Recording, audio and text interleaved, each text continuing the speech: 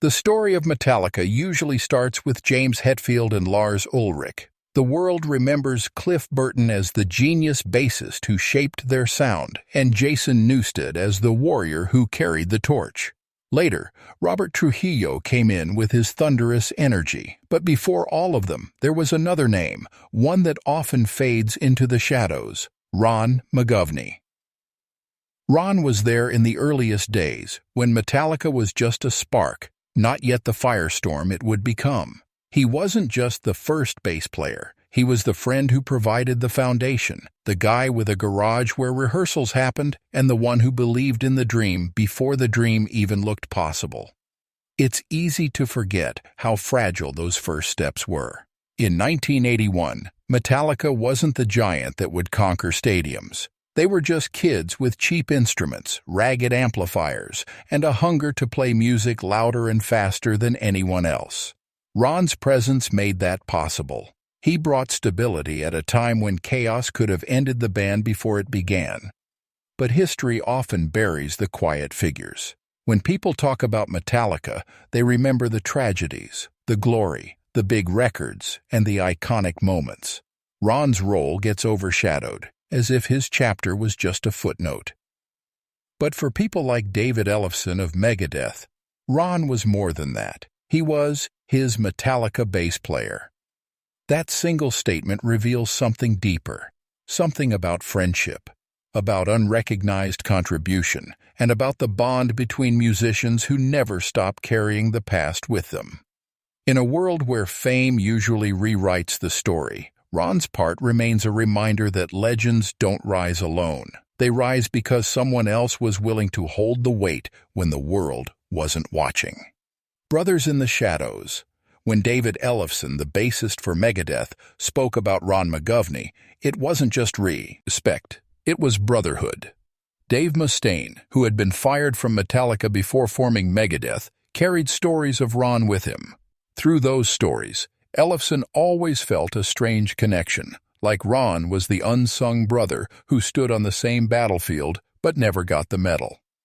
Ron's time with Metallica was short. He didn't play on the classic albums. He didn't tour the world.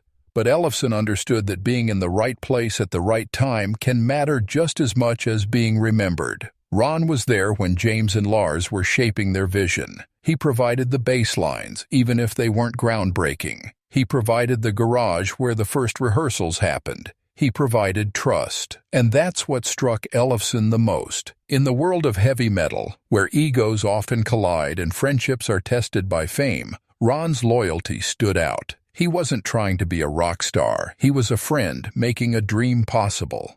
For Ellefson, who spent decades standing next to Dave Mustaine, enduring the highs and lows of Megadeth, Ron's story felt familiar. Because every great band has someone like him, someone who sacrifices, who isn't remembered in the headlines, but without whom the beginning would never have existed.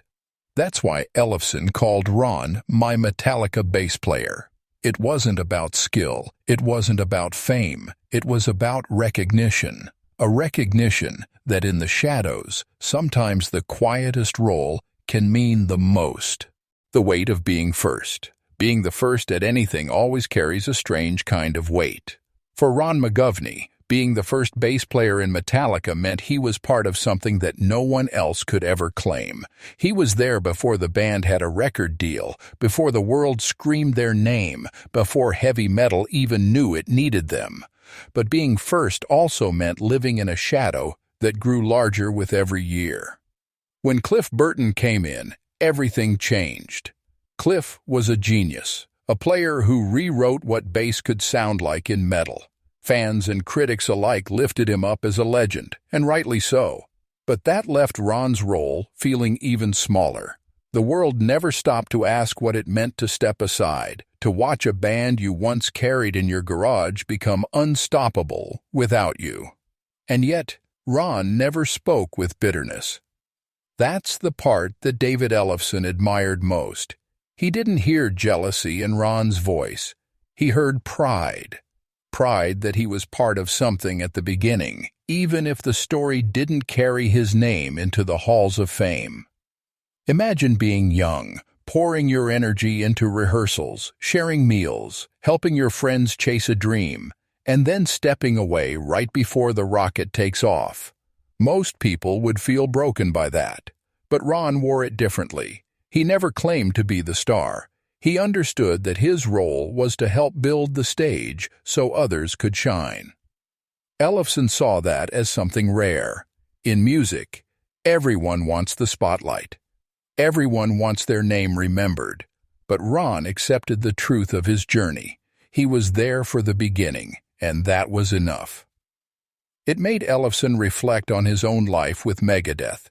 He thought about the early days when Dave Mustaine carried anger from his Metallica exit. He thought about the grind of building Megadeth from nothing, and he realized how important those early members, those ETs, early sacrifices, really were.